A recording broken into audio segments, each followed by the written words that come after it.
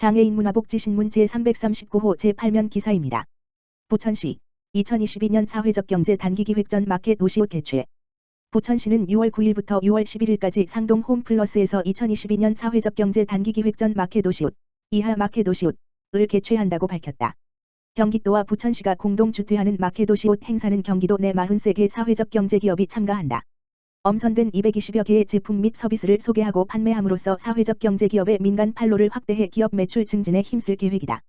이를 위해 홈플러스는 1층 야외 행사장을 지원해 공공과 민간이 함께하는 사회적 가치 확산에 앞장서며 부천FC 사회적 협동조합에서는 어린이를 동반한 가족이 함께 참여할 수 있는 미니축구 이벤트존을 운영하며 적극 홍보에 나선다. 부천시에서는 사회적 협동조합 사랑이야기 희망나눔 사회적 협동조합 미옥대 협동조합 산제로 협동조합 수미인 협동조합 부천나눔 지역자활센터 장애인 종합복지관 부설 샘물자리 총 7개 기업이 참여하며 패션 생활 잡화와 가공식품을 판매하고 돌봄 서비스를 홍보할 예정이다. 부천 상동도서관 디지털 역량 강화 대면 교육문 활짝. 부천시 상동도서관이 그동안 온라인으로 진행했던 디지털 교육 프로그램을 코로나19 사회적 거리두기 해제에 따라 6월부터 대면 교육으로 전환한다. 시민의 디지털 문해력 증진에 기여하고 미디어 문화 향유를 확대하고자 디지털 교육, 미디어 크리에이터 교육 등 다양한 프로그램을 운영한다. 특히 디지털 정보 취약계층인 시니어와 성인을 대상으로 디지털 문해력 증진을 위해 컴퓨터 기초, 스마트폰 활용, SNS, 블로그 익히기, 메타버스 체험 다채로운 디지털 교육 및 체험 활동을 지원한다. 미디어 크리에이터에 관심 있는 청년 청소년을 대상으로 상동도서관 온라인 방송 스튜디오 장비를 활용한 영상 콘텐츠 제작 기초부터 실습까지 교육 프로그램을 운영한다. 향후 미디어 크리에이터 동아리 활동으로 크리에이터 활동을 이어나갈 수 있도록 지원할 예정이다. 부천시립도서관 홈페이지 http://www.bcl.co.kr에서 선착순으로 접수하며 디지털 역량 강화 프로그램 운영 내용 및 회원 모집 등 기타 자세한 사항은 부천시립도서관 홈페이지나 홍보 안내문에서 확인할 수 있다. 부천시 이달부터 무료 법률 상담 서비스 운영 재개. 부천시는 코로나19 확산 방지를 위해 중단했던 무료 법률 상담 서비스를 지난 2일부터 재개했다. 무료 법률 상담 서비스는 부천시가 지난 2011년부터 시민들의 일상생활에서 발생하는 각종 법률 문제에 대한 시민들의 권리를 보호하고 사회활동에 대한 법률 지원을 위해 운영하는 법률 자문 서비스이다. 해당 서비스는 분야별 법률 전반에 관한 사항에 대해 무료로 자문받을 수 있어 시작 이래 시민들의 큰 호응을 얻고 있다. 매주 월요일은 법률, 화요일은 세무, 수요일은 노무, 목요일은 건축, 금요일은 부동산 관련 상담을 오후 2시부터 오후 5시까지 부천시청 1층 민원실 내 상담실에서 진행한다. 모든 상담은 사전 예약 절차 없이 현장 방문을 통해 순차적으로 운영되며 상담실 내 아크릴 가림판 설치 및 손소독제 비치 등으로 방역 대책에도 만전을 기하고 있다.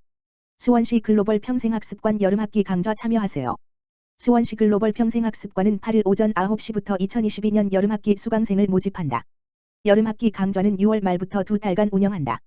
글로벌학교 행복인문학교 언제든 학교, 학습공동체, 치유학교 소통학교 청소년 코칭학교 함께 사는 학교 반올림 생활문화학교 누구나 학교 등 9개 교육과정 75개 세부 강좌를 준비했다. 글로벌학교는 세계 여러 나라의 언어와 문화를 만날 수 있는 한여름밤 생생 뮤직 톡쇼, 6월 30일 물결표 사인 7월 14일, 한국 음식 소개 동아시아 역사, 8월 30일 등으로 구성됐다. 행복인문학교는 나와 세상에 대한 이해를 넓혀주는 열린 시민 강좌, 재난시대의 공감과 혐오, 7월 28일, 과학의 품격, 위태한 생각들, 8월 3에서 24일 등이다. 시민이 주도해서 시간과 장소를 가리지 않고 미술 클래식 독서 등을 주제로 언제든 학교, 학습 공동체, 플랫폼 모임을 할 수도 있다. 또 정서적 소통과 공감을 바탕으로 마음을 치유하는 치매, 나를 잊어가는 이야기, 8월 5에서 26일, 감정사용법, 8월 10에서 31일 강좌가 있다. 소통학교는 소통의 기초, 말 잘하는 법, 6월 29일 물결표 사인 7월 20일, 룰루랄라 즐거운 어린이 스피치, 8월 9에서 18일 등이 있고 청소년 코칭학교에서는 초 중학생의 공부 멘탈 방학 캠프 기본 중급 과정을 운영한다. 삶의 기술 과정 거북이 공방 모두의 숲 등 프로그램을 운영하는 함께 사는 학교, 컴퓨터 생활영어 등을 배우며 자기개발하는 반올림 생활문화학교, 누구나 모임을 열고 참여하는 누구나 학교도 있다.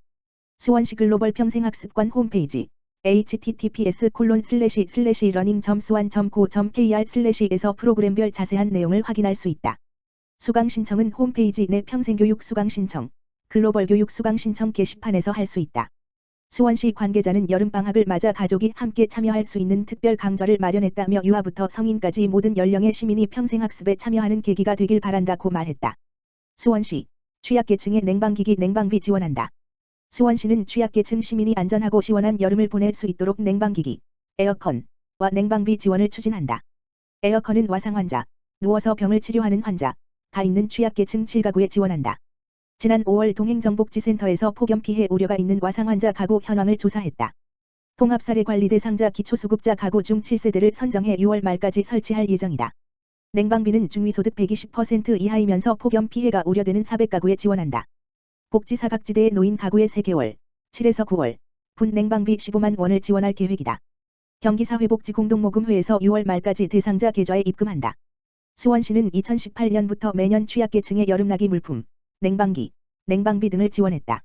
지난해에는 12세대의 냉방기기를 설치했고 400세대의 냉방비를 지급했다. 냉방기기 냉방비는 지난 5월 서울이과학연구소가 기부한 성금과 수원시 기부 예치금으로 지원한다. 수원시 관계자는 에어컨 지원 사업이 와상 환자의 질환이 악화되는 것을 예방하는 데 도움이 되길 바란다며 냉방비는 에너지 바우처와 같은 냉방 관련 지원을 받지 못하는 복지사각지대와 취약계층 세대에 우선 지원할 것이라고 말했다. 장기 입원 사례 관리로 의료급여 재정 낭비 막는다. 수원시가 의료급여 수급자의 부적절한 의료급여 이용 실태를 개선하고 의료급여 재정 안정화 방안을 찾기 위해 관내 의료급여기관 관계자들과 머리를 맞댔다. 수원시는 10일 장기 입원자 비중이 높은 장안구 동서요양병원에서 2022년 의료급여기관 간담회를 열었다.